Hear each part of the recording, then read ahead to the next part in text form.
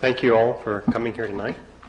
We have the honor to have with us a tremendous panel to talk about the 1996 elections and Latinos and the role that they will play.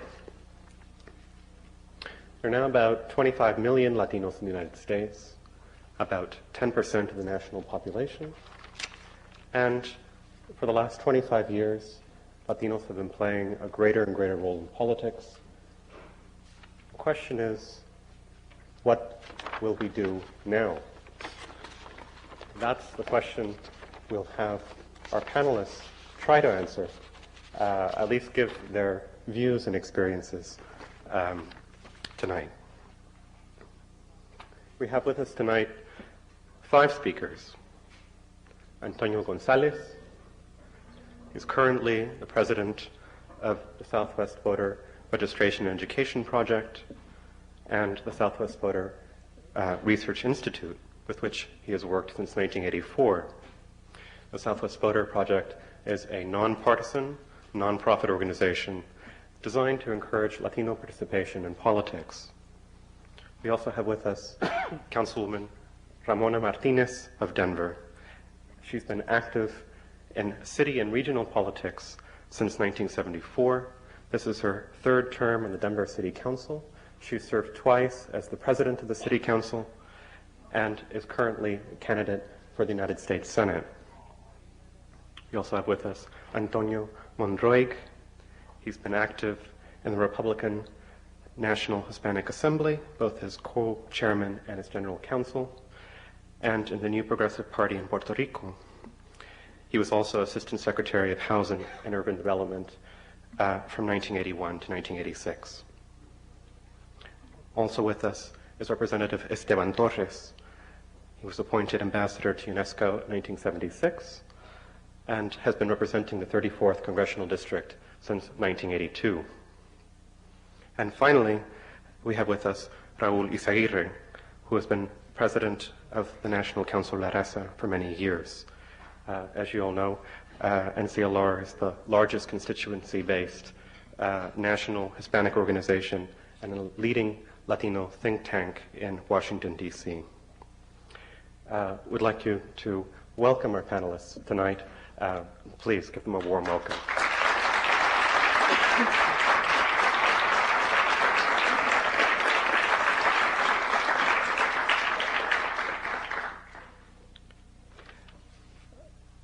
I'll be your moderator. I'm Professor Michael Jones-Correa, and afterwards, after the panelists speak, each for 5 to 7 minutes, then we'll have questions where you all can grill our panel. Our first speaker for tonight will be Congressman Esteban Torres. Thank you. Thank you very much. Thank you, ladies and gentlemen, for your warm welcome. Thank you for being here tonight. I'm enthused about the size of the crowd. It shows that you're interested in what we represent, what views we'll have tonight. I hope that we can satisfy some of those inquiries. I think we're here at a very crucial time in the history of our country. I think that events that are taking place in America today, events that are taking place on the world scene, are critical to the future of our community. As a member of Congress, coming from the Latino community, I see a particular role that I can play as we begin to grapple with the issues of where do we stand in the spectrum of American politics. We all know that a great Cold War has ended. It has made tremendous shifts in the politics and the geopolitics of nations. We know that regionally, there are many challenges that are before us.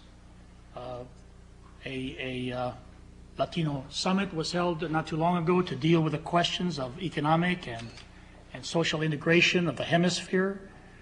This country has set about a new policy in trade as it adopted the North American Free Trade Agreement.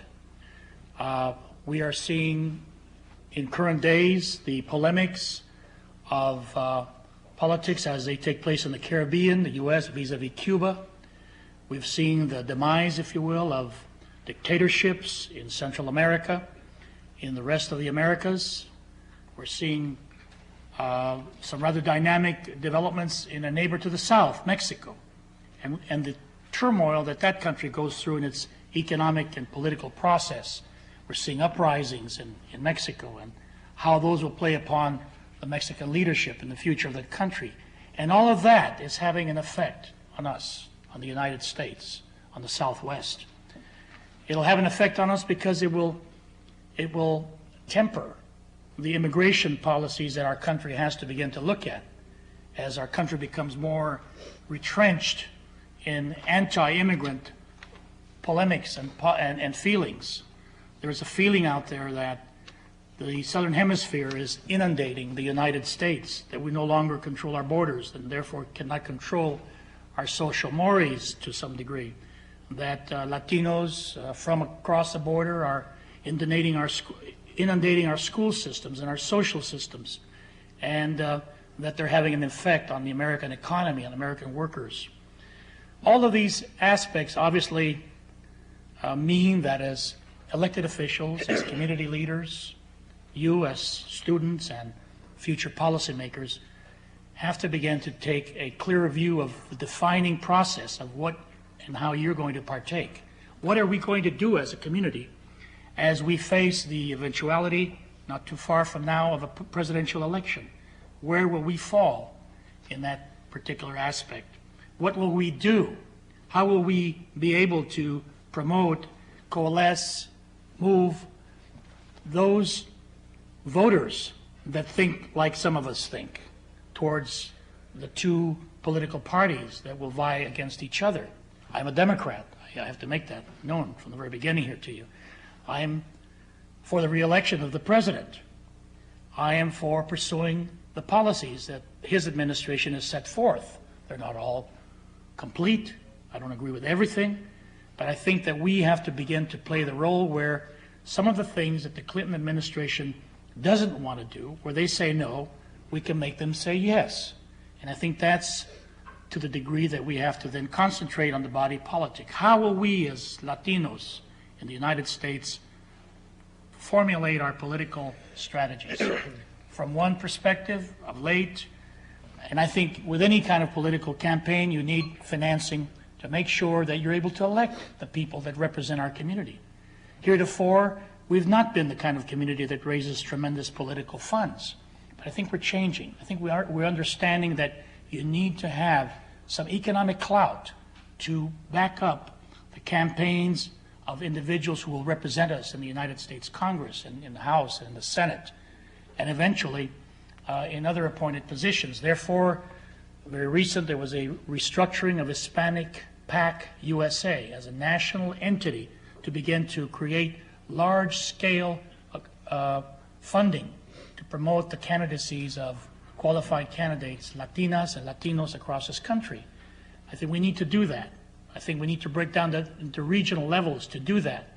But it's the one way that we can affect the body politic in the United States, make our sentiments known, elect our people to the House, to the governing bodies, so that we can bring about the kinds of objectives that we as a community have fought so hard for so many years to try to attempt.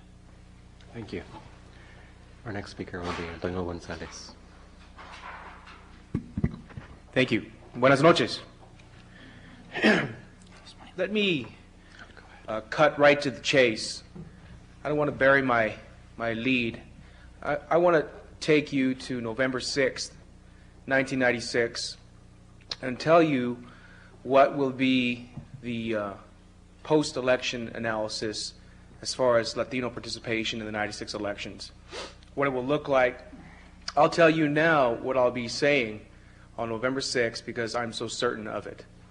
What I'm going to say on November 6th, 1996 is that the Latino electorate will have broken every record in political participation in its history. Latinos will have over 6 million registered voters, and nearly 5 million of them will have voted. Latinos will have elected hundreds of new elected officials, and will be over 5,000 in terms of elected officials in the country. Latinos will have increased by over 25% their participation over 1992, far outpacing the increase in national participation. In November 1996, Latinos will, for the first time in history, break through and take congressional seats in mid-decade, something that has never been done before. Congressional seats, new seats, are normally taken in the first 1 or 2 terms after the 10-year redistricting. All those things Latinos will do. We are absolutely certain of it. There are many factors that go into this. Let me tell you why we'll do those things. First off, it's important to understand that Latinos have been increasing at a record-breaking level their political participation for 20 years.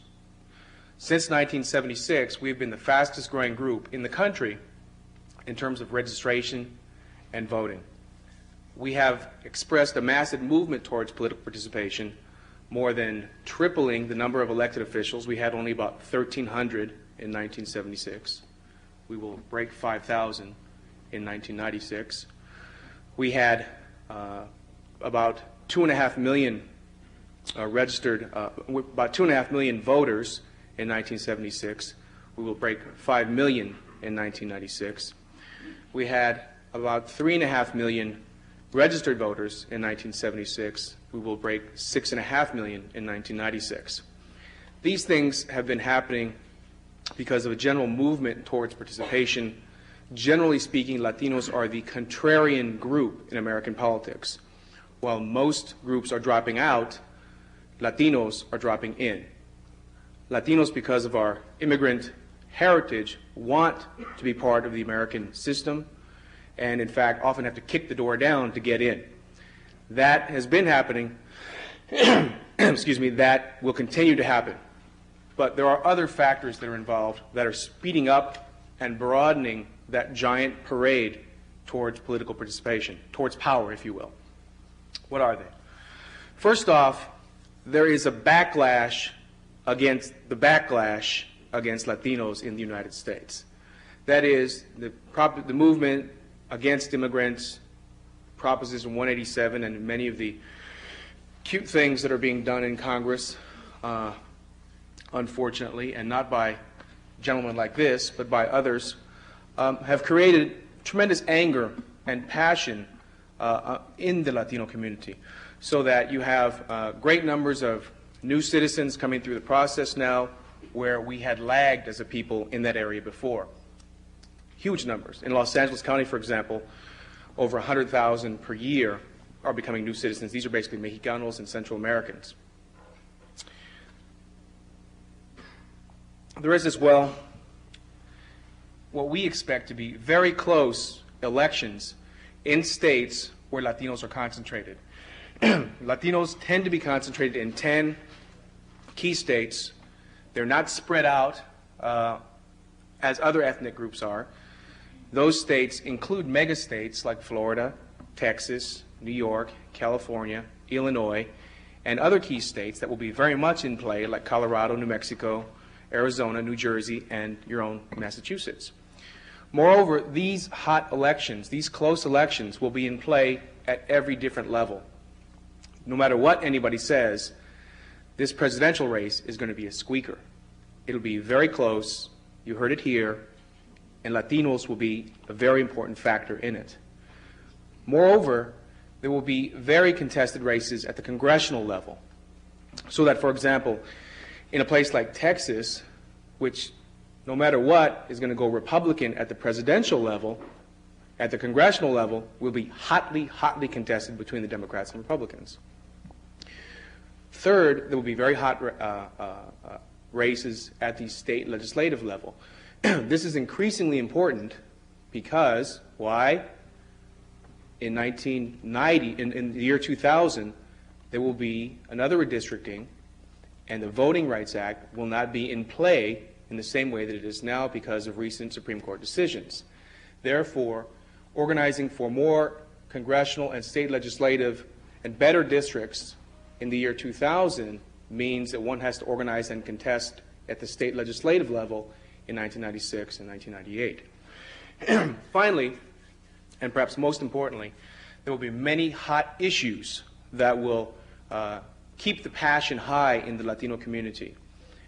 The question of immigration and immigrant rights and the role of immigration in the nation and our intimate connection to it. Remember, about 40% of all Latinos are foreign-born, 40% conservatively, will mean, and that will be in the mix in this presidential race, will mean that there will be great interest in our community. Other questions like affirmative action will be debated in key states as well. Even the budget issue, which was not resolved, will drag on, and contained within the budget issue are key elements that are important to Latinos because they deal with questions of the social safety net, questions of education, questions of welfare, questions of Medicaid, which are important to our community, which tends to be working middle class, working class, and poor. So you put all that together finally, and that is why we think that we'll break every record in 1996, and our influence will be at a level that it has never been before. Thank you. Thank you. Councilwoman Martinez. Well, it is indeed my pleasure to be here this evening, and I want to tell you, Antonio, I think you're certainly right. I think we're going to make a lot of strides in the 1996 election, and I hope I'm one of them. As most of you know, I am running for the United States Senate, the first time a Latina from the state of Colorado has ever attempted to run for the United States Senate. But I want to take a few minutes this evening that we have before we start the questions and answers to tell you a little bit about what I've been doing and why I have determined that Latinos and Latinas in 1996 will definitely play a very strong role in the future of our country.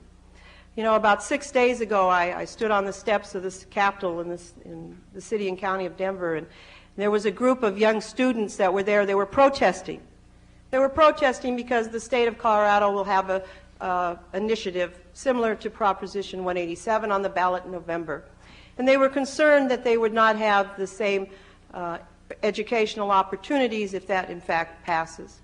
Well, I was there with them because I truly believe as a local elected official, and as elected officials should be at those types of functions to let the folks know that you care about them, and not only that, you also believe in what they're doing.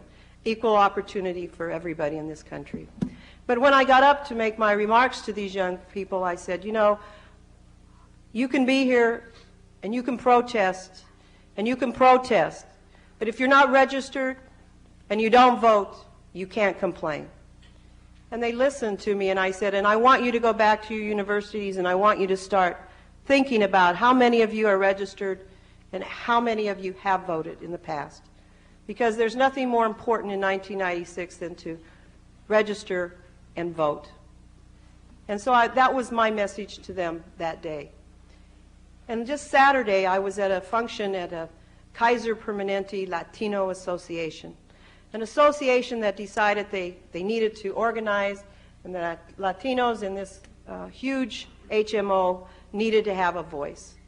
And I said the same thing, and my message was basically the same.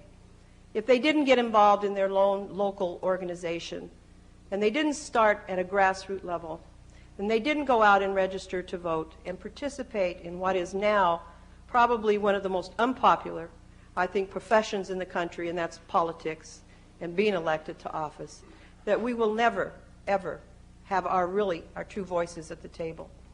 And I have found that in this campaign and going across the state of Colorado as we have, and I want to point out a young man that is with me this evening because he will be able to write his own ticket once I'm elected.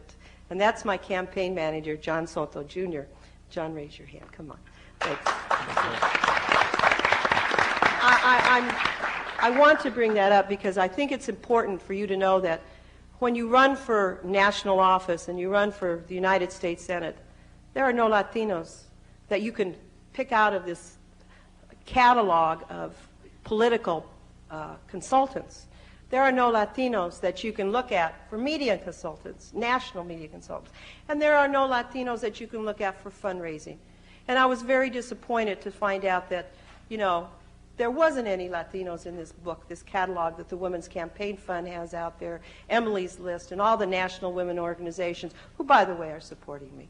You know, but they didn't have the names of Latinos in those books, and I wanted my campaign to reflect who I am, and that's the Latina, that's the councilwoman, that's the mother, the grandmother, whatever, you know, the businesswoman, and the local elected official. And we have that in our campaign because I think it's, and I'm, by the way, the oldest one in the whole office anymore. Everybody else is maybe under 30. The reason I wanted to do that is because I think that not running for a national office has to be more than just you winning. When I became the first president of City Council in 1991, I said, and I was the first Latina to ever be elected to the Denver City Council as president, I said, my goal is not to be the first, but to make sure I'm not the last. And today, Debbie Ortega sits as the president of City Council, and the last 5 years on the City Council, the leadership has been run by a Latina woman. And 5 years, and I'm still trying to figure out how the guy snuck in 1 year, but we got rid of him after the first year because the goal was to make sure Debbie Ortega was the next president. And that's what my campaign and my involvement in the political process has always been about. We have to open those doors, but we can't do it alone. And as Congressman Torres mentioned in his remarks, our economy and our ability to raise money for these races is going to be more important than ever. Because when I got into the race, they looked at me and said, she can't raise money. She's a Latina, she's a woman, for God's sakes, how's she ever going to win? Well, you can. You can raise money. You have to change your style a little bit, and you end up being usually like I have in the state of Colorado. There are 5 running, 4 men and myself, and I'm always stuck in the middle. But I'm used to this, so I'm always. But I found that you can raise money, and once you establish your credibility as a candidate by the amount of people that support you, and all of a sudden your polls go up, as mine have in this race, you are a credible candidate. But there is no question that in order for me to win, or for any Latino or Latina in this country to win in 1996, will have to be a tremendous voter registration drive, and also a get out the vote drive in order for our people to get to the polls. I have heard over and over again in this campaign from other groups that have supported my candidacy that, Ramona, you have an uphill battle because your people don't vote. Ramona, you have an uphill battle because they don't know how to dig in their pockets. And secondly, the men certainly don't support the women. Well, I think to this point we are proving them wrong. And I think in 1996, with your involvement and your participation, we will certainly prove that the Latinos in this country will have a voice and will have a strong presence in the United States Senate and in the Congress. Thank you.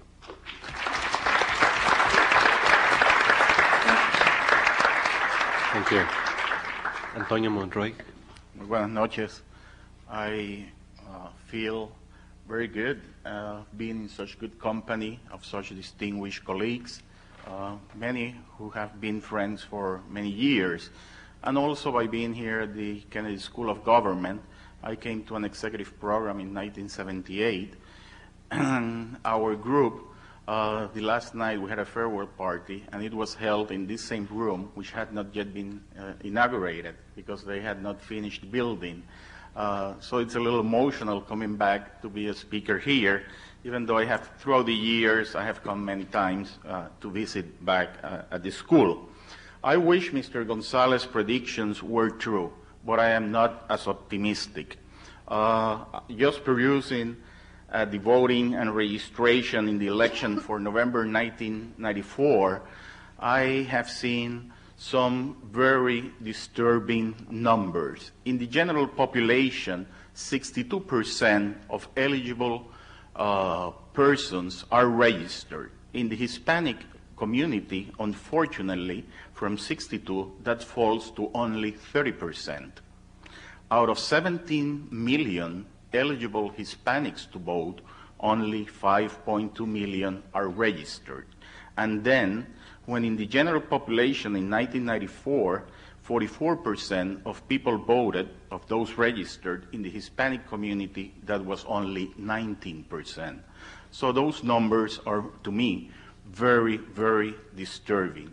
I agree very much with Ms. Martinez that our big task is to register our people, and they have to vote. In democracy, those that stay home don't count. The ones that count are the ones that go to the poll, express their opinions.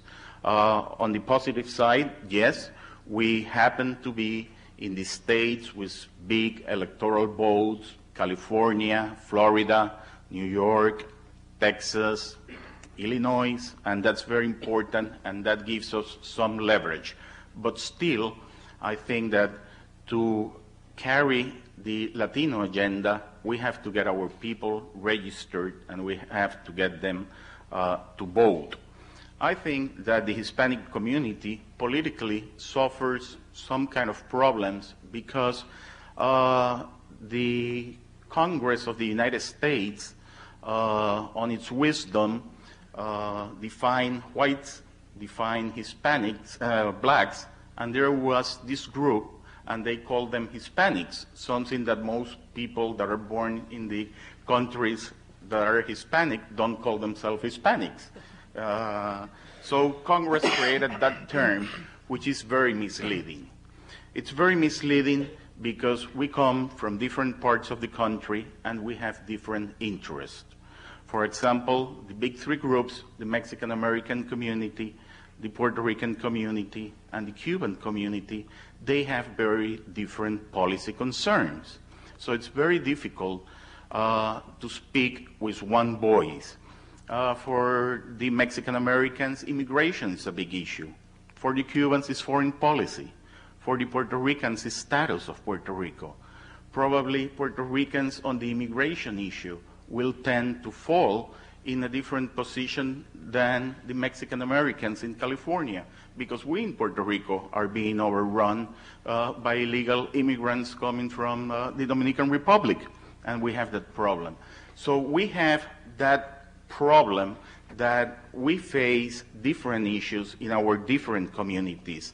And I think the proof of this is that the Hispanic community never has had a leader that speaks for all, like the blacks had Martin Luther King, and it's because we have diverse issues. And this fractured leadership that we have, I think a very good example was Nafta, where the Hispanic members of Congress voted on both sides of the issues. Some because they were following the unions, because they get a lot of support from the unionized vote that was against Nafta. Others were in the border and were for Nafta. The Cubans voted against Nafta, even though they're two Republicans. They voted, and most of the Republicans voted for Nafta. In fact, it passed because of the Republican votes, because most of Democrats voted against it. But the two Republicans in Congress voted against NAFTA because they're Cubans, or the two that voted against are Cubans, and since Mexico has been friendly to Fidel Castro, they wanted to get at Fidel Castro, so they voted against NAFTA. And by the way, I favor NAFTA very, very strongly, but it's a good show of how fractured we are. I think that the 21st century, if we get registered and we vote, can be the century of the Hispanics, as it has been mentioned here before. We will be the largest majority, but we cannot be only the largest majority if we are the smallest minority voting. We will not attain the power that corresponds to our groups if we don't express ourselves at the polls. The Hispanic community generally has been very supportive of the Democratic Party, but there are signs that this is changing. For example, in the recent election in New York, Rudolph Giuliani got a very sizable vote of the Hispanic vote in the city of New York. When I came as Assistant Secretary at HUD in 1981, I immediately went to meet Manuel Lujan, who was the only Republican Hispanic in Congress. Today there are 3, so it's growing. And many of the Hispanic groups, as they move out of the central cities, second generation, more educated, higher income, and they move to the suburbs, they tend to register Republican. Places where there is new waves of people moving that are more highly educated, like there is a big Puerto Rican migration to Orlando, Florida, which is groups that are moving highly educated. They're registering about 65 to 70% Republican. And I think that's good, that we have a presence in both political parties, so we don't we're not taken for granted by one party and ignored by the other party. I think that we have to be in both parties so that we influence the policies of both parties all the time. And I think that's very, very important. And I look forward to have good representation at the national conventions. That's where politics start, at the local level. So we have to get our people involved at the local level, attend those conventions, get elected as delegates, and participate in the programs of the parties, and register, and get out to vote. Thank you. Thank you. Raúl Izaguirre, you have a final. Muchísimas gracias. Thank you for the invitation, and thank all of you for being interested in this topic. It's good to be back in the forum, good to be back in these walls. I'm very grateful to the preceding panelists because the good part of being the last speaker is that you have a chance to join some of these issues and bring them together. And I think we have an issue on the floor, and that is whether we're a fractious, divided, separated community, or whether we are in fact a political force that can exercise some power. The downside, of course, to Antonio's paradigm of being able to have influence on both parties is that you cancel each other out, and therefore you neutralize your votes. So there are 2 sides. And I guess I want to talk about that issue by sharing with you an epiphany that I had here at Harvard in '89. And if you remember back in '89, the hot topic at that time was the breakup of the Soviet Union. And I was a fellow here, as you know, or as you may know, one of the privileges that you have as being a fellow at the Institute of Politics is that you get to invite whomever you want for lunch as the fellows, and they're obligated to come and have lunch with you every Thursday at noon. And so we did that, and we were fortunate enough to have with us at Harvard the person who was advising President Bush on the breakup of the Soviet Union. And so he came down, and we had a nice chat, and we wanted to understand what was happening in the Soviet Union and about something about the ethnic breakup and the ethnic tensions. And so we asked him some questions, and he proceeded to tell us a little story. Now, before I tell you the story, let me tell you another story that I grew up with, because then they'll make some sense to you. I grew up with a story about the crabs. Antonio and Esteban, I'm sure, and probably Ramona, she's much younger, so maybe she doesn't know about this. But there's a story. It has different permutations, but the story about this, and different ways of saying it. But supposedly, Lyndon Baines Johnson was barbecuing one day, and somebody asked him about the Mexican vote or the Latino vote in the state of Texas. And he said, well, after all, you're almost a third of the population. Aren't you afraid that they're going to rise up and take on the establishment? And supposedly LBJ turned around to them and says, I don't worry about the Mexicans. I don't worry about Latinos. See that tub of crabs over there? He says, you notice I don't put a lid on top of that tub? And you know why I don't need to put a lid on it? Because they're not going to get out anyway. In the minute one of them gets on top of the other, just to get out, just about at the point they're reaching out to get out, some other one will reach up and bring him down. So that was the crab story that we all grew up hearing. And you all nodding your heads. You know that you've heard the story. And there was enough of the truth, as Antonio has indicated, to kind of make us a little bit uneasy. But when this fellow came to Harvard and told me about what was happening in the Soviet Union, he told me another story, which I want to share with you. He says, well, he says, let me tell you about the joke in the Soviet Union. He says, there's a joke in the Soviet Union about a fairy godmother. And the fairy godmother goes to a Frenchman and says to the Frenchman, I'm your fairy godmother. What would you like? Because I have a wish for you. And the fairy godmother, the Frenchman says, I want a chateau in the Mediterranean. So the fairy godmother says, boom, you got it. And then the fairy godmother goes to an Englishman and he says, I want a castle. So the fairy godmother says, boom, you got a castle. So then she goes to a peasant, a Russian peasant. And she says, I'm your fairy godmother. What do you want? And the peasant says, you know, my neighbor has a goat. I don't have a goat. Kill my neighbor's goat. And I said, wait a minute, didn't I hear that story before? Isn't that kind of like the crab story? And then the following day, the very following day, the guy who used to occupy my office came by to visit me. He had been a previous fellow, and he happened to be Chinese. He happened to have been the lieutenant governor of the state of Delaware. So he came and sat down. He says, you know, I'm so admiring of you Latinos, because you got it together. But we Chinese, the minute one of us makes it ahead, somebody grabs and pulls him down. And I said to myself, wait a minute, where did I hear that story before? The epiphany that I had was that I realized at that very moment that we were not talking about a Latino trait. We were not talking about a Russian trait. We were not talking about a Chinese trait.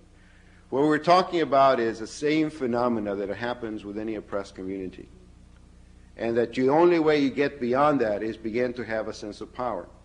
Because when you feel downtrodden, the thing that is most threatening is for somebody else getting ahead of you. And you, instead of feeling empowered, you feel a sense of being left behind. And that's something that I think we need to all understand. Now, you see, everything that Antonio said is true. Both Antonios have said are in fact true. It depends on where what space of time you're talking about and where you're at. But it's not important. It's not just important to understand the truth. It's important to understand the facts behind it.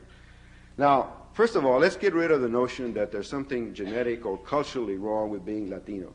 The fact of the matter is that in Puerto Rico, you get 95%, 97% of the people on election day come out and vote, Antonio, as you well know.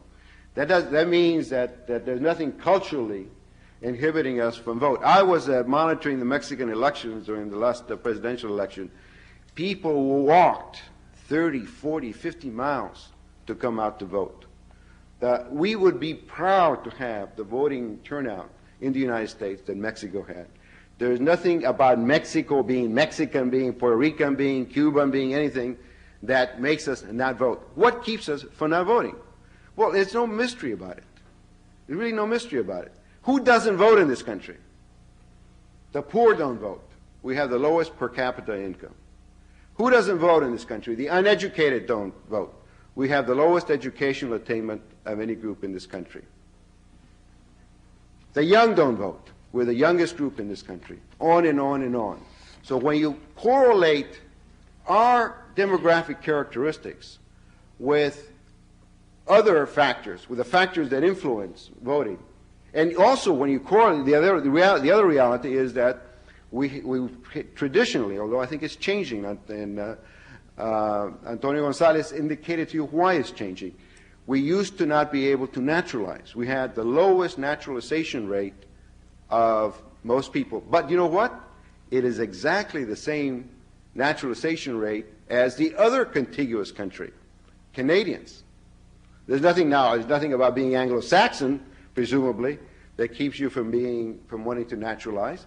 But there's something about coming from a contiguous country that keeps you from being naturalized, and it doesn't have anything to do with being Mexican or Latino. It has something to do with that other reality. So once you understand that, we shouldn't begin to self-flagellate and blame ourselves and blame the victim for the crime, I think we become much more empowered, because these are not intractable realities.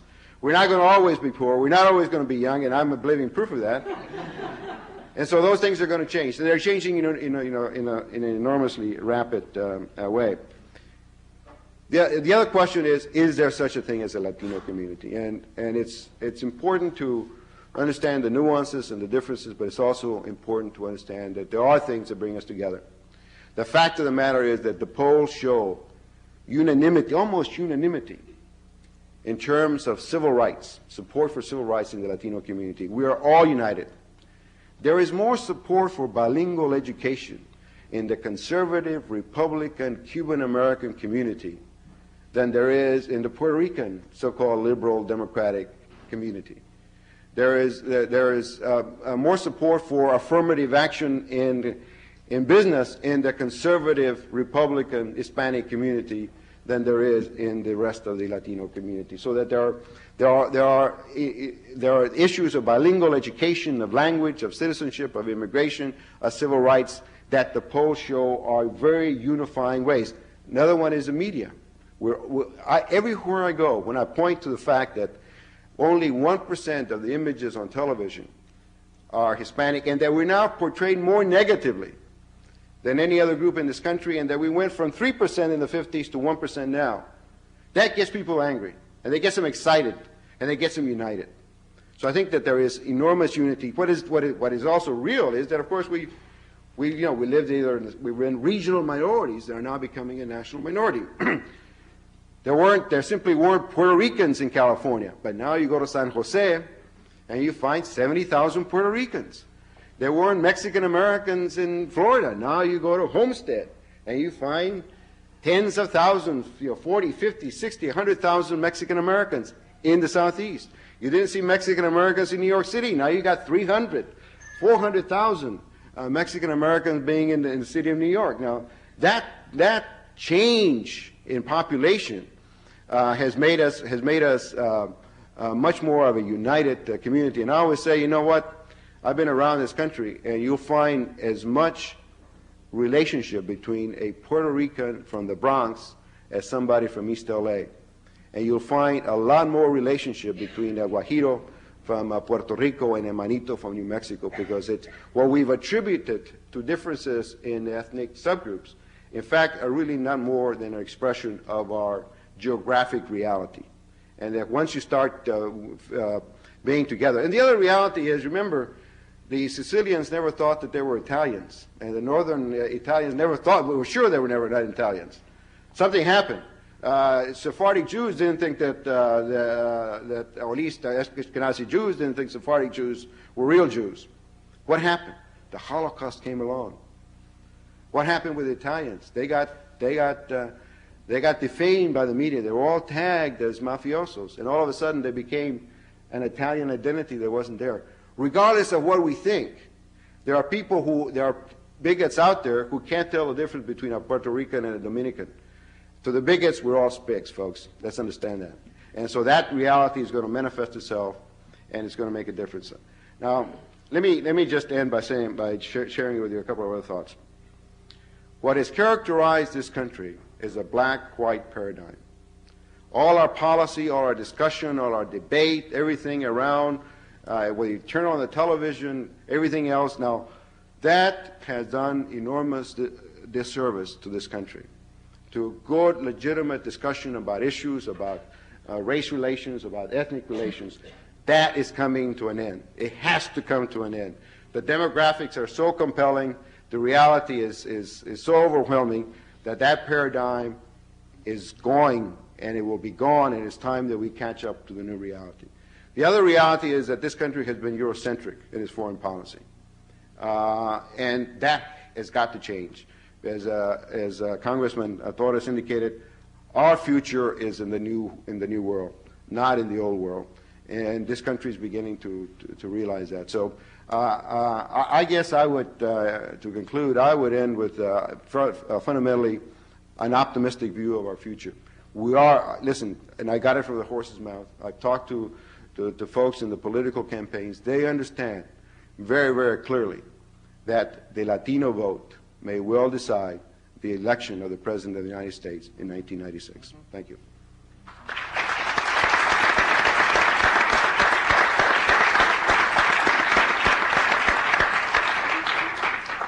We have about 40 minutes for questions, and I know that you have many questions. So there are two microphones, one on this side and one on the other. And if you'd like, approach one of the microphones and speak loudly. State your name, and we'll try and answer your questions. I can speak loudly. Great. My name is Russ Calleros. I'm a first year at the Kennedy School, and would like to direct my question to Ramona Martinez. I am very happy that you're running for the U.S. Senate and that you are a existing city councilwoman, and you're wrong. I'm a man and I will support you. So you have my vote, and even though I'm a student, I'll be happy to contribute when I can. But my question is regarding the campaign that you're currently running. I would like to know, as a future potential office holder, candidate, I don't know, we'll have to wait and see what happens. I'd like to know what differences now are you finding between a typical city council campaign and a U.S. Senate campaign? What additional challenges are coming up which are new, which force you to restructure old strategies? I'd like to hear about that. Well, first of all, I've been very fortunate. I ran 3 times as a local elected official and only had opposition once. So I've never had any opposition the last 2 times, so it's been pretty, just walk through there. What I have found in this United States Senate race is, and believe me, I know the men are supporting me. My comments were geared to those who have told me that they don't, and I've said, we're going to prove you wrong. What you find in a United States Senate race, in a statewide race, is that they don't take you serious even if your poll numbers are good unless you have money in the bank. And I think our culture, money has always been secondary in my life, and I've been very fortunate. I've had a successful business, and my husband has a fairly decent job, so we've been very successful. But we never looked at the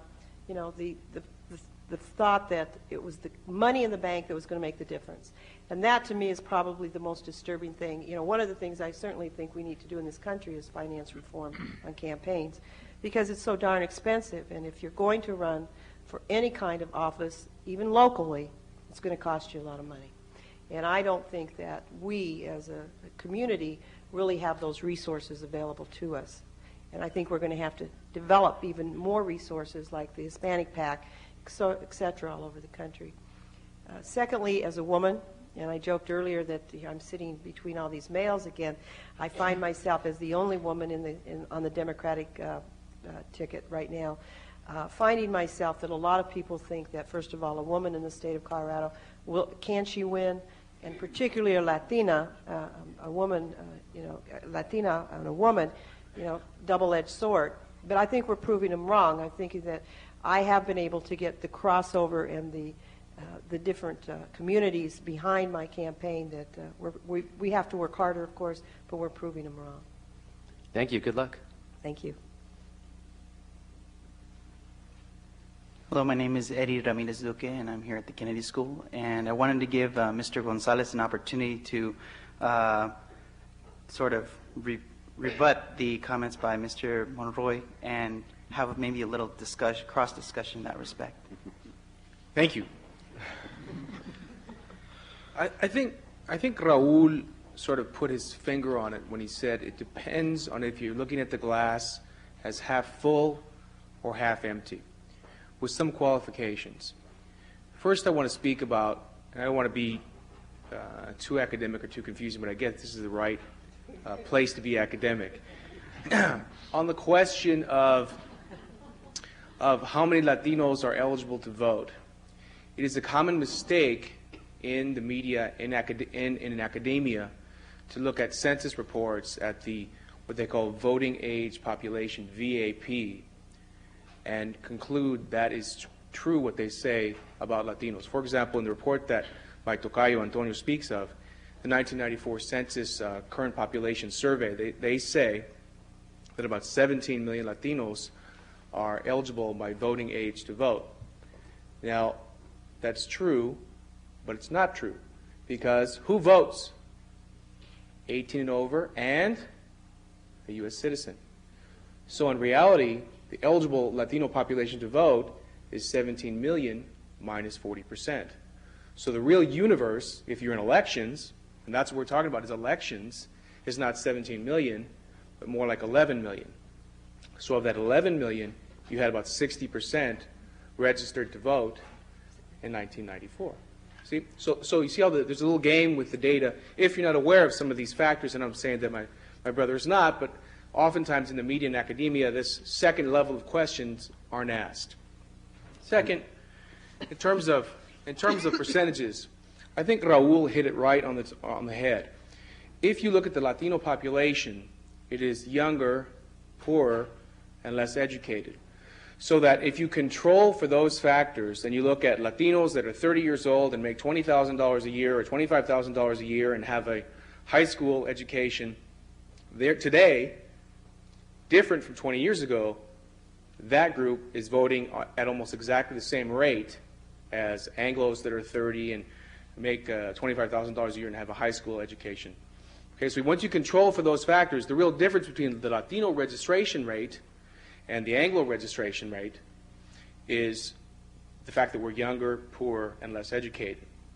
Now, the other side to that reality is that gap between Latino registration, which is about 75%, and Anglo registration, which is about 75% of eligible, and Latino registration, which is now over 60%, is that that's a narrowing gap. It used to be much greater, right? It used to be Latinos were less than 50% registered, and now they're over 60% registered, whereas the Anglo has stayed flat. Now, let me give you just a story of how this illustrates and how this plays into politics. Excuse me. In 1992, in California, Latinos cast over 1 million votes, right? Latino voters cast 1 million votes, exactly 1,051,000 in California in 1992. All voters cast 11 million votes.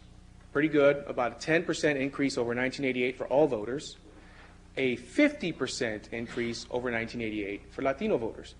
Very good. All right, what happens in 1994? The election, for example, of which Mike Tocayo speaks. Well, what happens in 1994 is the same thing that happens in all elections in non-presidential years. Voter turnout declines, right? You have more votes in a presidential election than you have in a gubernatorial election. So when you compare elections, you have to compare presidential to presidential. You have to compare apples to apples, not apples to oranges. What happens in California? All turnout drops down to about less than 9 million votes in California. Okay? What happens to Latino turnout? Doesn't drop. Doesn't drop. Never happened before. 25% drop in the all voters, about a 5% drop in the Latino community. Statistically irrelevant. Statistically, about 1 million votes are cast in 1994. Something is going on.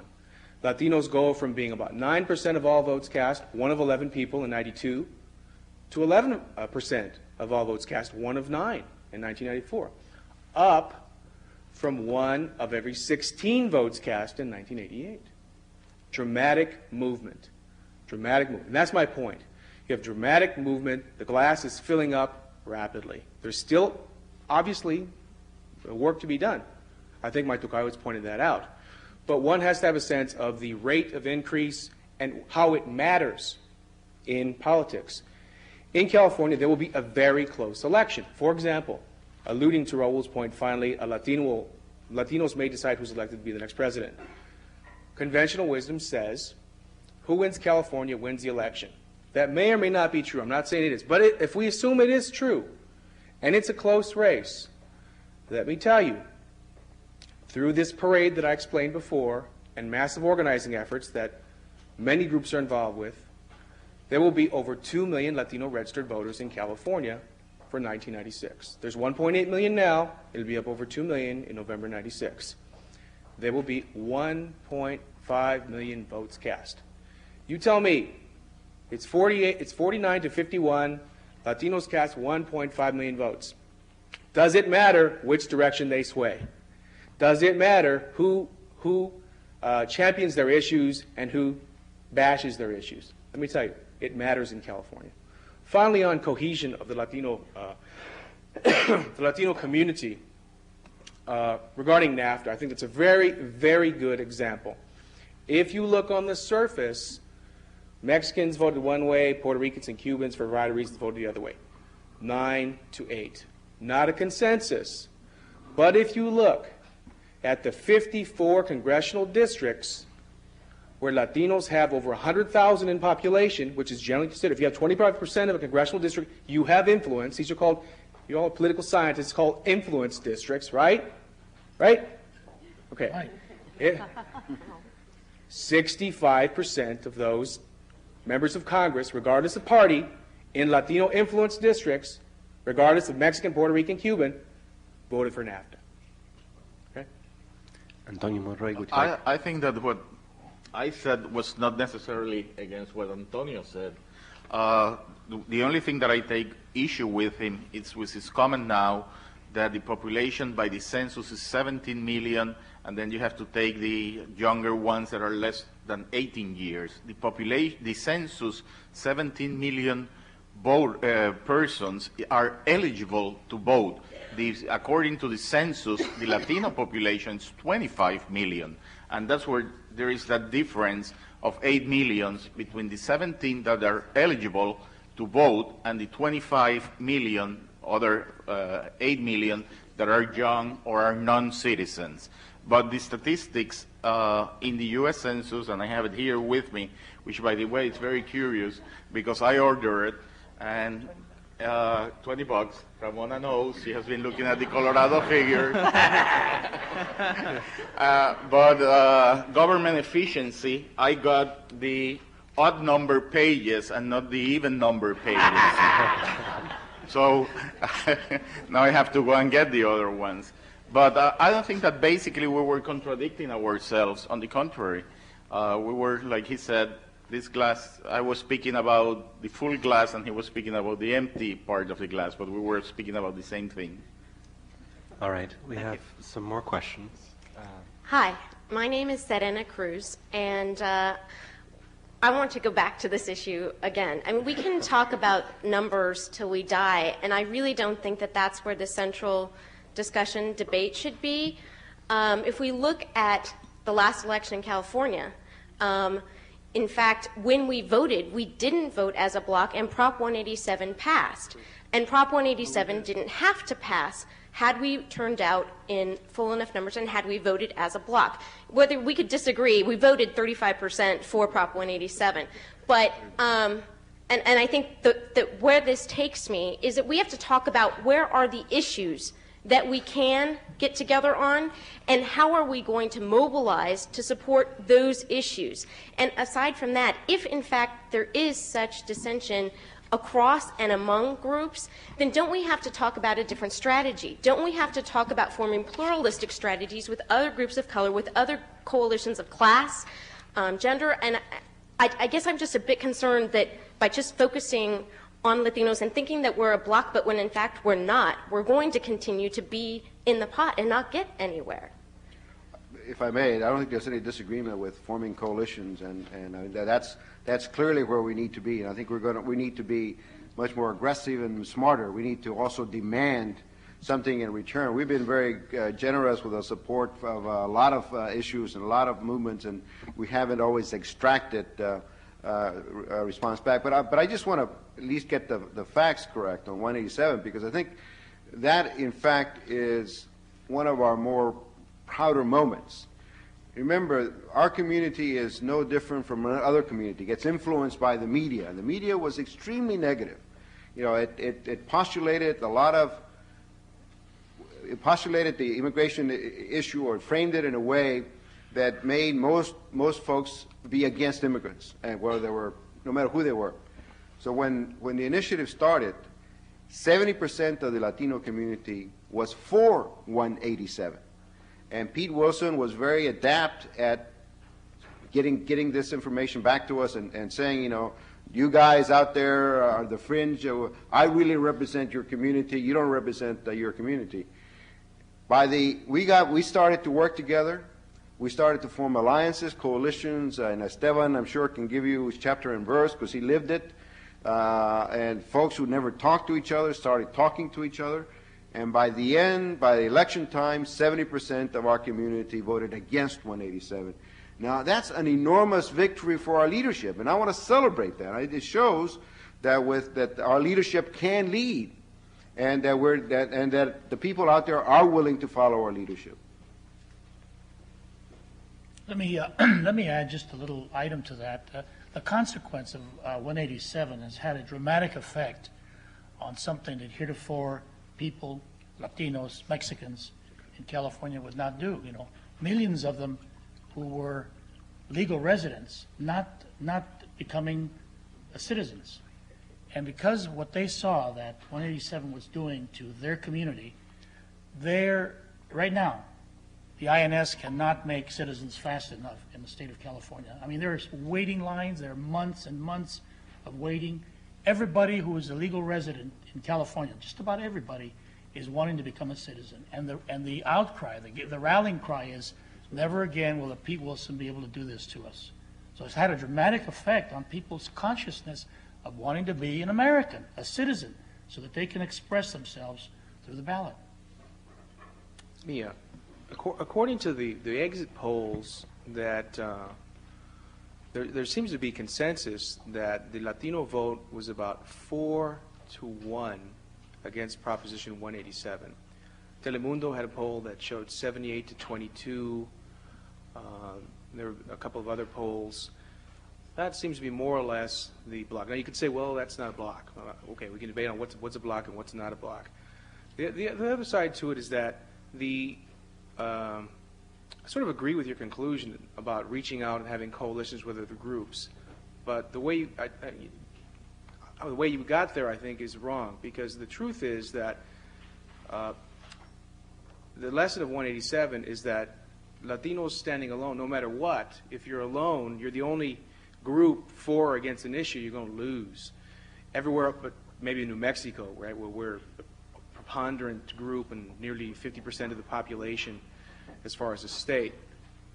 If every Latino had voted, we still would have lost in Proposition 187, right? And no group, every voter votes, right? So if we had 80% turnout, we still would have lost. It was a 2 million vote loss. It was like 6 million it was 5 million to 3 million. It was a big loss. But Latinos weren't the only affected group by 187, and I won't continue. But the Asian population voted 50% for Prop 187 right. when it affected them critically, and we also lost the African American vote Right. that could have crossed it. That's so right.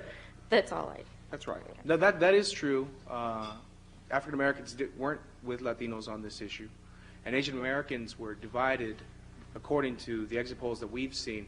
But remember, the Asian American vote is very, very small. It's very, very small in California, so it could have been united, and it would have made a difference. What we would have had to do is bite into, centrists, African Americans, unions, all the, more than the traditional Democratic coalition in order to win this, because it was so, the movement was so heavy against us. I think Esteban Torres said something that is very important, and it's that there are a lot of Hispanic legal residents in the U.S., and now they're flocking to become citizens. I think there is a big difference between the Hispanic migration and the Italian or Irish or Swedish migration. For example, many of those migrations happened in the later part of the 19th century or early part of the 20th century. And those people that came from Sweden to Minnesota, they never had an expectancy to go back home. We have the bulk of the Hispanic migration has happened in the later part of the 20th century. So the Hispanic that come, he's not more than 3 or 4 hours away from home by plane. He gets here and crosses the border, legally or illegally, and goes to the phone and says, "Hi, mommy, llegué lo más bien, gracias, estoy en Los Ángeles." So it's a very different type of migration. So Hispanics that migrate are able to keep much in contact with their countries of origins than other migrations. For example, I have an Italian grandfather. He came from Italy, and he never went back to Italy. I go to Puerto Rico every 4 or 5 weeks. I have a question for Ramona Martinez, and it follows the line on the issues. And I wanted to know if you were campaigning on issues, and if so, what positions had you taken on typical hot topics for anyone's electoral campaign? And I will name a few. One of them I'm interested in is the pro-choice, pro-life issue. I'm sure it sort of splinters your community between the Catholics and the women, and I'm very interested to know what you've been doing about that. In Colorado, undoubtedly the immigration issue is an issue, and I've wondered how, what you have said to muster a reasonable coalition of people on such a hot issue. And obviously there are issues such as the trade debate, et cetera. What are your positions? Well, first of all, I mentioned earlier that I received the Women's Campaign Fund, National Women's Political Caucus, and the National Organization for Women's endorsements. Those are all pro-choice groups, and there are two women that potentially could be in the race in November, the Republican Gail Norton and myself. These are nonpartisan groups. They gave me the endorsements because of, I think, not only my stand, but because I was very clear that I supported, I was a pro-choice person, a pro-choice candidate. I'm a Catholic, by the way. So I've always, and I've addressed this over and over again, but it hasn't really been a big issue. And it hasn't been a big, Colorado is pretty pro-choice as a community itself throughout the state. So we haven't really, except for certain little pockets, like El Paso County, where we've got the right-wing Republicans, that are really family value type of folks. But see, I am too. And as a Democrat, I've been going around telling folks there's nothing wrong with being a Democrat. We are the party of family values. We always have been. And as a minority woman and a Latina, certainly we have more family values than you can imagine, because family has always come first to the women in the Hispanic community. So I've been able to get that across real clear, and then when I have my grandchildren on my brochure, it helps. It really helps. Those are the kind of the way that I've been addressing a lot of those issues. Secondly, I think the issue of coalition building. I've been very fortunate in this campaign, and that's why I think we have the best chance of winning, is I do have the women's support. I also have labor support. Labor has never, very seldom do they come on early before primary. But I've been very fortunate to get 5 of the international unions' endorsements, because I've been very strong for workers' rights, period. Plus, I own a small business. Now they say, how in the world can you own a small business, get labor support, and still have the support of both groups? But the fact remains that when, as a small business person, I also, my travel agency is unionized. I unionized it. I'm the employer, but I believe that my employees should have health care. I believe they should have, the benefits of a larger corporation. So I've been able to build coalitions that other candidates have not been able to build. I have a large Asian community in my council district. So I have the Asian community support, because I've been very supportive of their involvement in our community. So I have been able to build coalitions. I have a very strong base in the African American community in the city and county of Denver, because I've worked with them for so many years. So the experience that I've had as a local elected official and being able to build coalitions all through the last 10 years has been very beneficial and helpful to me at this point.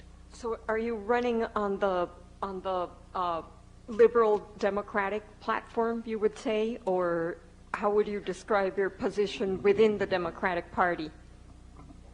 Well, I think that when you put the 5 of us on the panels, and we've had a lot of forums all over the state of Colorado this past few months, we basically have the same answer to a lot of the questions. We basically agree on a lot of the issues.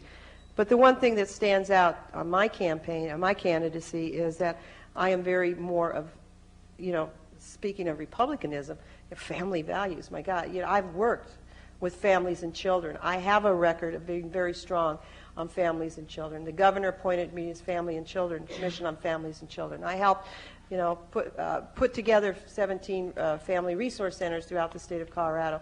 So I got to tell a story, and I'm going to take a little bit of time. When my poll numbers jumped up so high, I have a friend that her husband works for Congressman Wayne Allard, who's going to probably be the Republican nominee.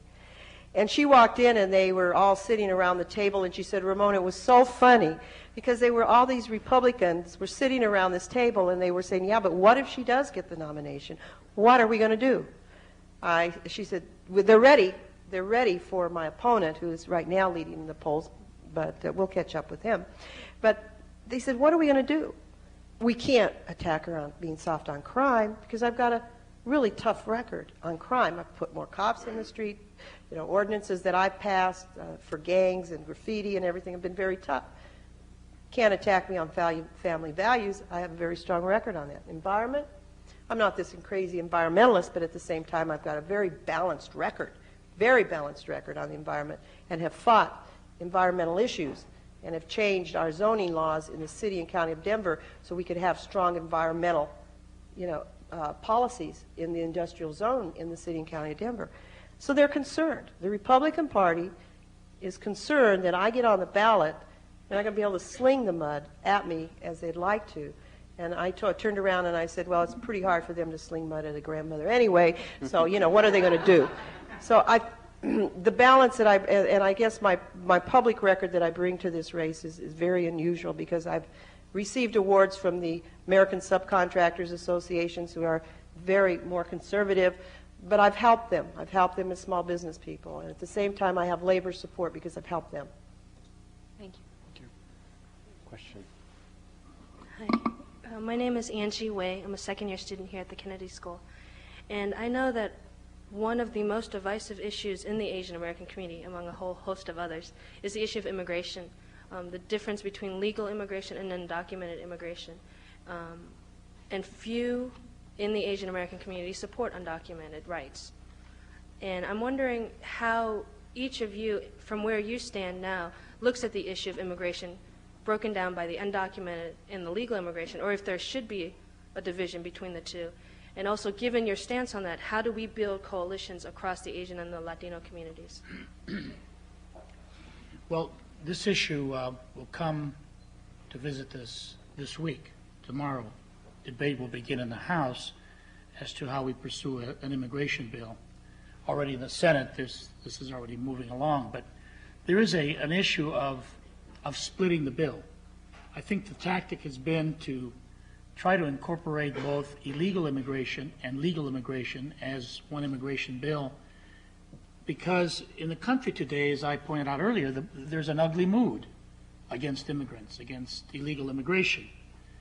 And to couple within that the numbers that this country will allow to come to our country as immigrants, to couple that with issues of illegal immigration simply will muddle the whole question, and people and representatives will be confused, will end up probably voting for the harsh points of the immigration bill that are being promoted by the Republicans and by the chairman of the committee. And for that reason, the Democrats, by and large, are working very hard to see if we can split the bill in Congress. Tomorrow we'll probably tell the tale as the Rules Committee provides for a rule and how this can be handled. There are those of us that have been led to understand that there probably will not be a split, but that we'll have to handle immigration in its totality, illegal and legal. They're two different issues. Most Americans feel that immigration is a good thing. For immigrants to come to the country to build as they've always built is a good issue. Is a good thing.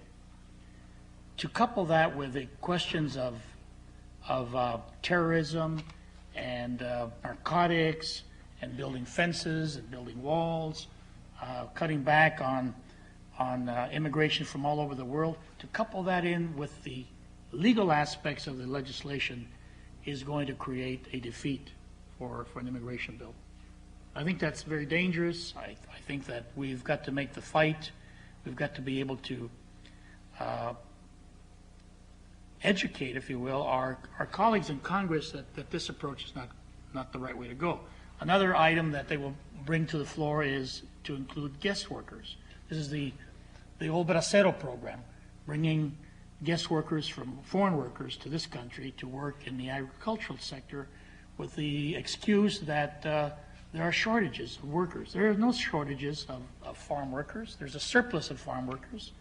And to bring in a guest worker program, I think, is ludicrous.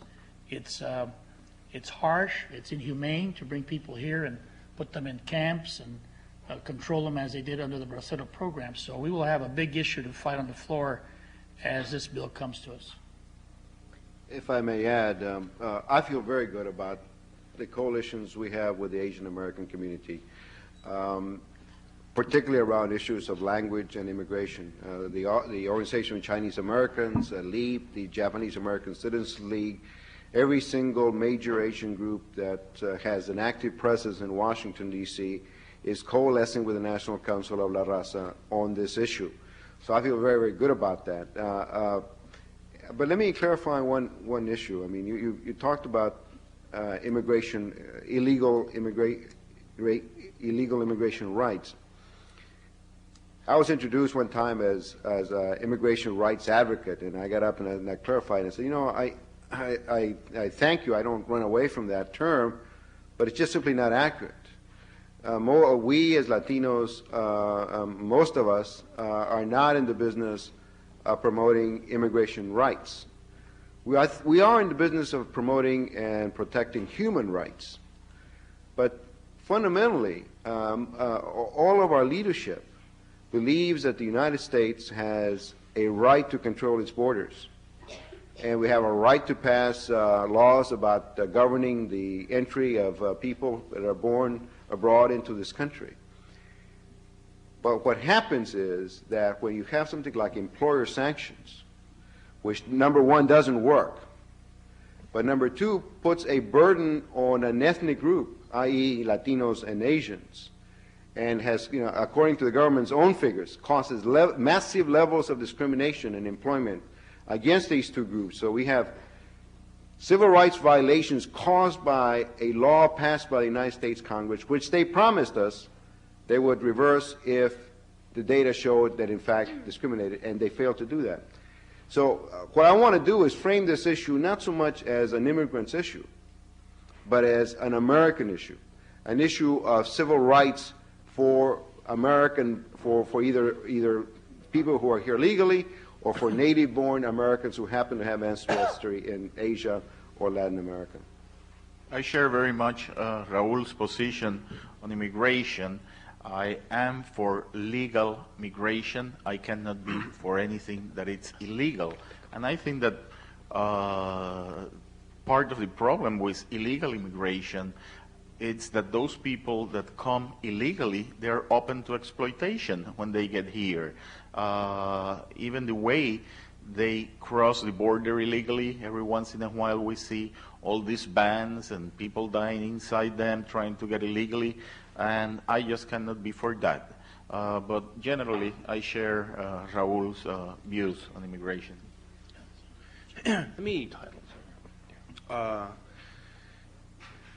I think that if we're able to separate legal migration from the undocumented version, that it will be a masterful move within the House and Senate, because it will allow us to buy some time and save what is good, which is legal migration. And the reason that I say that is because undocumented migration is not going to go away. It is not going to go away because it is a fundamental part of the economic realities of this region and of our relationship with the Asian Pacific Rim countries and within the Americas. Unfortunately, the coalition for a true migration reform doesn't exist anymore in the United States. It's broken down under the hammer blows of reaction.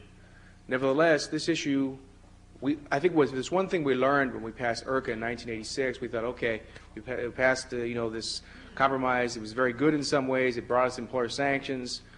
That was very bad. But the issue didn't go away. In fact, migration has continued, both legal and undocumented, continued within the United States. Now, you have to ask yourself, why? Again, there is a profound niche in the United States for the undocumented worker, good for business, good for growth, it provides a safety release valve from Mexico and other countries. You have push-pull factors that make this a reality. Just like trade flows, capital flows, flows of migration is a flow of labor, flow of workers. Now, if we're able to get through this year by separating the bill, we have a chance, and I think another effort that would finally place the relationship of the flow of labor between and amongst our regions on an intelligent, meaningful plane. Perhaps we ought to go back to the scenario that led to the negotiation of the trade pact between the United States, Canada, and Mexico. I think this issue ought to be put on the table internationally, regionally. We ought to sit down and say, look, we have a graying workforce in the United States. We have a surplus of labor in other countries. Let's manage somehow this flow. What we have right now is a chaotic relationship in terms of the movement of labor. Let's have a managed relationship, protecting human rights, the rights of workers. Let's do this in an intelligent way. There's a need for it. It will eventually sunset because eventually, for example, in the case of Mexico, the country is slowly but surely becoming middle class. The birth rate is declining. In 10 years, it won't create the surplus workers that it does now, etc. Let's put these things on the table and handle them intelligently. Unfortunately, we have to get to that point and create a coalition for this kind of true reform. I think that the move pushed by the Congressman and NCLR in Congress is an excellent kind of midterm play, and I hope they're successful. Thank you. We have just about enough time for one more question, but I have a suggestion, which is if the three people we have waiting ask their questions, and then we'll throw them at you en masse, that will give us enough time, I believe, to try and at least touch on all of your questions. Hi, my name is Julie Mendoza, and I'm a third-year doctoral student at the Graduate School of Education here at Harvard. And my question is actually to all the panelists. I'm particularly interested in, it seems to me that Latino college and university students are an incredibly untapped resources when it comes to the electoral process. And I'd be interested to know how we can together make linkages and connections between elected officials, students, and community organizations in terms of really bringing Latino students who are, I come from California, so when I think of community colleges, CSU system, and the UC level. So I'm particularly interested in thinking about how to turn out that vote, and if you can give me some strategies to thinking about that. Good evening. My name is Rick Garcia. I'm a mid-career student here at the Kennedy School from Colorado. I would like to bring the discussion perhaps back to elective politics. I'm curious about the two-party system that we have now operating in our country, and do you think, to any of the panelists, do you think that's acting as an inhibitor to Latinos successfully being elected to state and national offices? Hi, my name is Bert Johnson. I'm a first-year graduate student in the government department. I have a question for Representative Torres.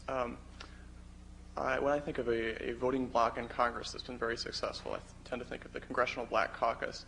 And I'm wondering what similar efforts are underway in the Latino members of Congress, and what the reception has been to those efforts from congressional leadership and from the administration. Excuse me. All right. How do we answer? Last answer first. Last question first. Well, the Hispanic caucus, as it's called in Congress, has enjoyed a degree of success, if you will. It has been able to coalesce 20 members of Congress.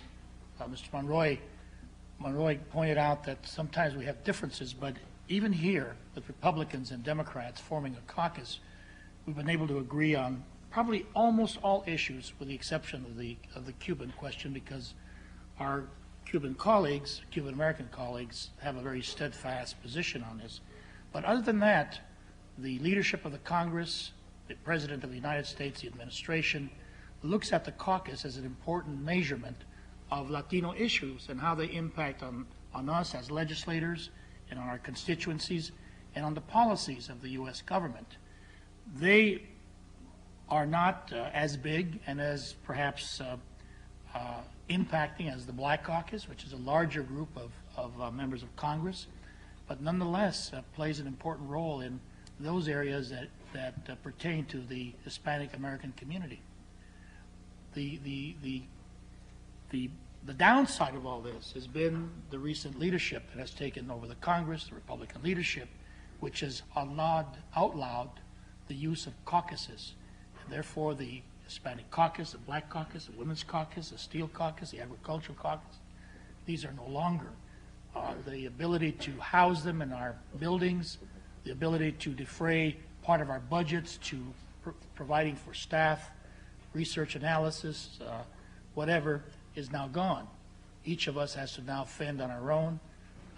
We have, however, we say necessity is the mother of invention. We have, as a caucus, an Hispanic caucus, been able to agree that one member, the chairman in this case, Mr. Pastor of Arizona, shall serve as the person who will have a staff person on his staff, whereby we will all contribute a part of our budget to sustain his staff person to do the kind of pertinent work that a caucus would do. And that's the way we're staying alive. It makes us perhaps less effective, but nonetheless as energetic and as aggressive as we've ever been. Antonio, would you like to? Well, I wanted to address both the political party question, but let me just start off with the student question. What you can do if you want to get involved is talk to me when we finish here today, because we in fact are involved in a massive youth campaign that kicked off on March 1.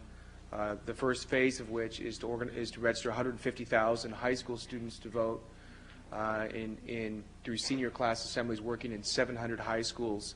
That work is going on now. In fact, we're taking resumes and hiring young organizers. As a matter of fact, we have about 35 that we're hiring right now. We're going to hire some more and focus on community colleges. With respect to the four-year colleges, we'll do the community colleges in the summer and the early fall. Those are really massive centers of the unregistered. The unregistered in the Latino community tend to be the younger, kind of 18 through 29 age group. On the four-year colleges, we really are open to a strategic discussion, because as you know, unfortunately, four-year colleges are not large centers of Latino population, with some exceptions.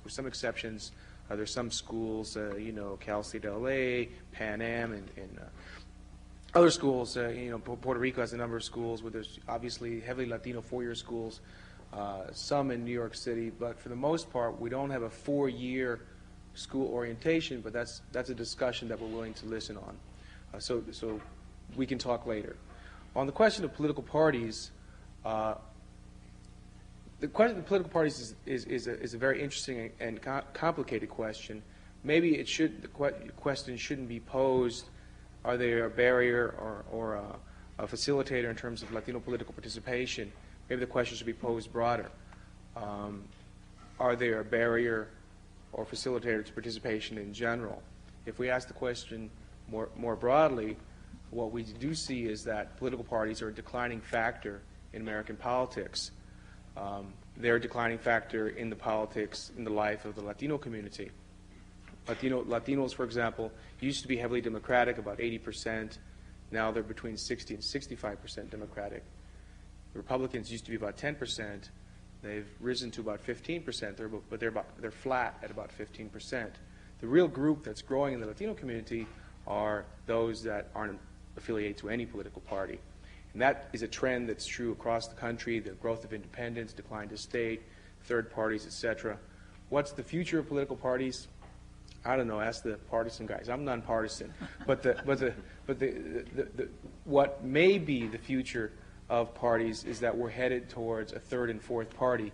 From my perspective, that's not bad. Historically, the role of the two parties had been to sort of channel the streams of political participation into two giant rivers of participation.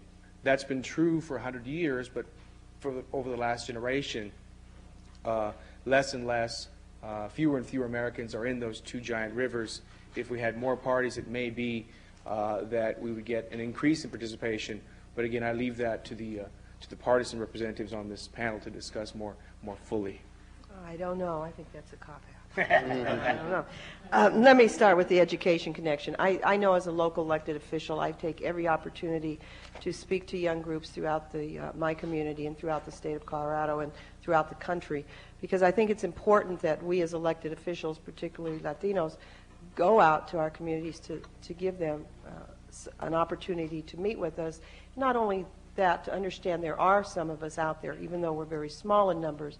And I don't think we've done enough of that. I don't think, and I'll admit that, even though I do, I think, my share, I don't think collectively as Hispanic elected officials, we do enough of that. I think that that's very important, that we start showing up in universities and in high schools and talking to young people. As I mentioned earlier, I was out at this rally. That's where I caught my cold. It was raining and almost snowing. But I thought it was important that these young college students saw that there was an elected official that really cared about their issues. The connection is going to be very important. If we really, whether you're Democrat or Republican, hopefully most of you are Democrats, that you look at really bringing up, having the power in the structure that we have in this country. We have to look at really getting more participation, and that's why I'm proud of my campaign, because as I mentioned again earlier, I'm the oldest one in there. Most of the young people I'm trying to recruit are Hispanics, and also they're under the age of 30. So I think we need to do that. Secondly, on the two-party system, see, Antonio, I don't agree with you. I think we're going to see a two-party system in this country for a long, long time, and I'm not waiting around to see the third party all of a sudden come up into power. It didn't happen in 92, it didn't happen in 94, and it's not going to happen in 96.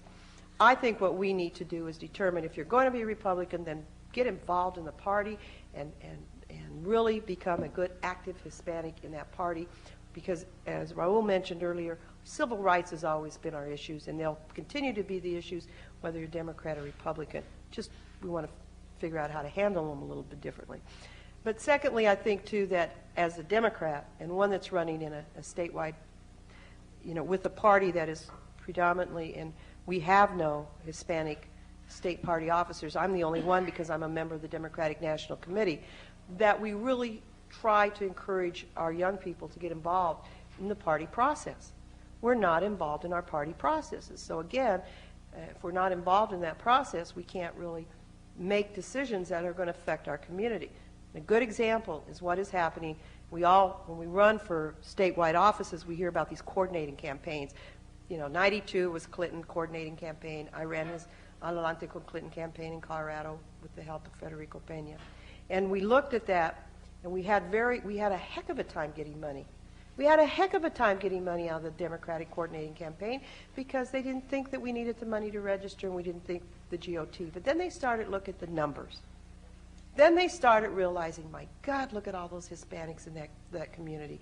We need their votes. We got the money. We raised, so much chaos. We just went out there and yelled and screamed, we need money. Finally got the money. We had some precincts in some predominantly Hispanic neighborhoods that had 70% turnout, 80% turnout. Never heard of before in Denver. Never heard of throughout the state of Colorado. I think, and I really truly believe, that if we give our community a reason to go out and give them some hope, they will vote. If they really think their vote and their voice is going to count. And I think that we as elected officials have got to give them that hope that they are important and we will represent them. I think very much like Ramona. If you're interested in working, go and get involved in whatever party you belong to, be it the Republican or the Democratic Party. They have a lot of auxiliary bodies, at least, I don't know exact names of the ones in the Democratic Party, but in the Republican Party there's the Young Republicans, College Republicans, the Republican National Hispanic Assembly, and I'm sure that the Democrats have their counterparts too of those organizations. Get into those organizations, start working, and also in your local campaigns. Like Speaker of the House once said that all politics is local, and that's where you have to start to get involved. In the party system, I favor the two-party system for our nation. I think it has worked well, mostly throughout the years. I think it's terrible what happens in many European countries, that they're extremely fractured parties, so nobody ever gets a majority. Italy, since the end of the Second World War, they have had like 55 governments, and the problem is that they're so fractured that nobody can form a coalition, and once they do it, it falls apart, and they have a new vote, and the results are identical to the previous one. In Spain, we're seeing just this problem now. Aznar won the majority, but he doesn't. He won a plurality, but not a majority, and he hasn't been able to form a government. So I think the two-party system works well.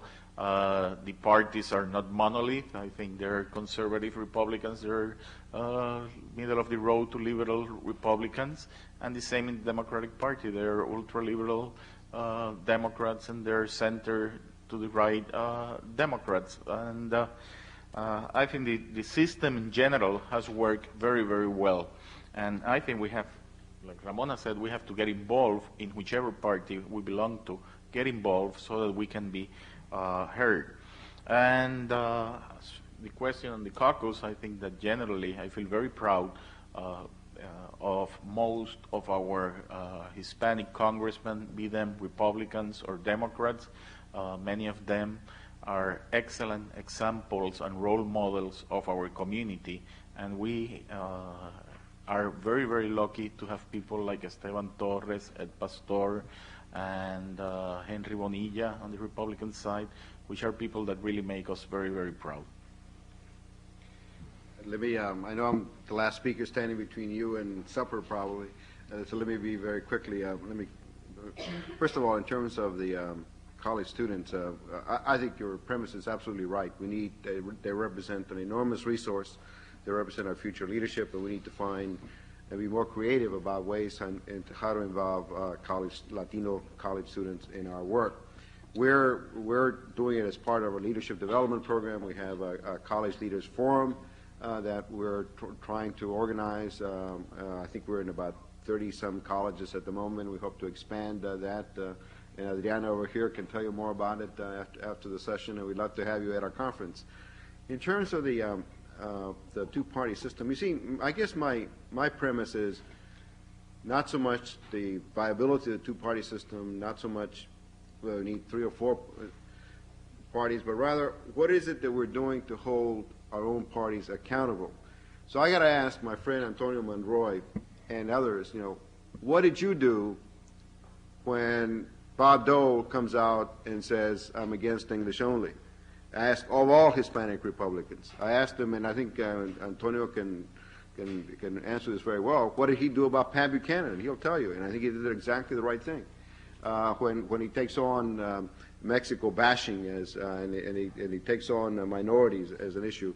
What are we doing about Dianne Feinstein, a Democrat out of California, who is just barely differentiated from Pete Wilson on some of these issues now, and I'm sure I need to ask Esteban Torres that, and others.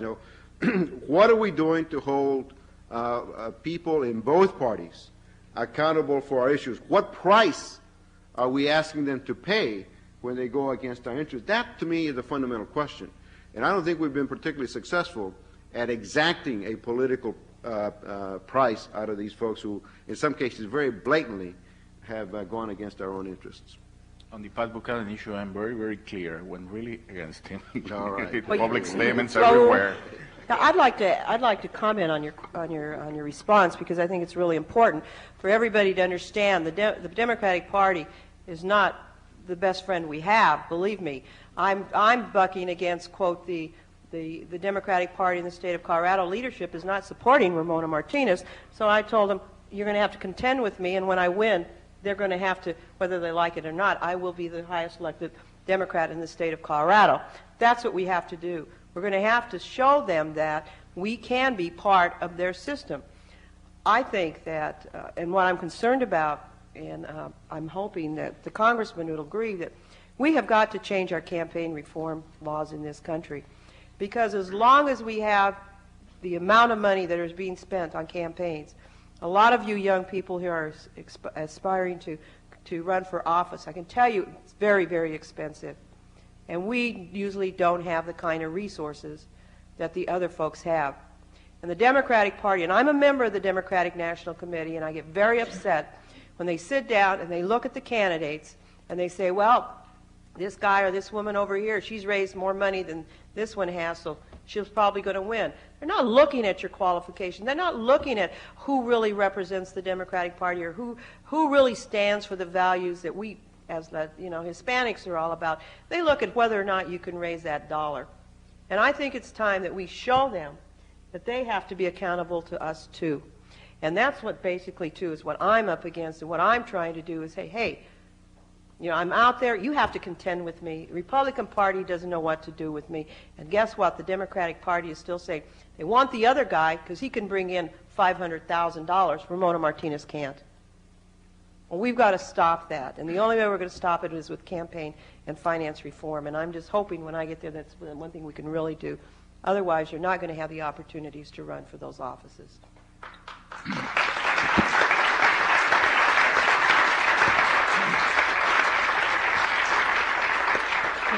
I agree with you and with Raul that we have to hold all parties, but in my sense, the Democratic Party as well, accountable for their actions.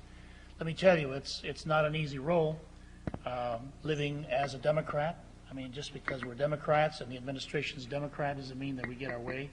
We have our fights with the White House. We have our fights with Bill Clinton. We have our fights with the minority leadership in the House, making sure that we get a level playing field for Latinos in the House of Representatives, and we have those fights all the time within the WHIP organization and the fight to get on the right committees. And but I agree with Ramona. We're going to have to really put on a fight to bring about financial reform, campaign reform. It is something that eludes us in the House, in the Senate, but it's going to happen. And lastly, just to the young lady who was asking about where she might go to put her talents to work, there is a women's coalition made up of 100 organizations of women in the country now who are saying that they, in part, are to blame for the loss of the House of Representatives and the Senate. Some 54 million women did not vote in the last election. 54 million women did not vote. So that vote caused the loss of the Senate and the House. They want to recapture it. They're targeting 10 states to go after to make sure that every woman in those states votes. Every woman in America, or in those 10 states anyway, will get a call from them 2 times, 3 times, 4 times before Election Day. Univision has agreed to air ads for the election in Spanish in an effort to target Latina populations in Colorado, Florida, Texas, Pennsylvania, California. If that happens, if those women get together, we can change the House, we can change the Senate, we can re-elect the president. Thank you. Thank you. Let's join us thanking our speakers for tonight. We're really very fortunate in having them come to speak to us tonight. Thank you. Thank you. And thank you all, and good night. Good job.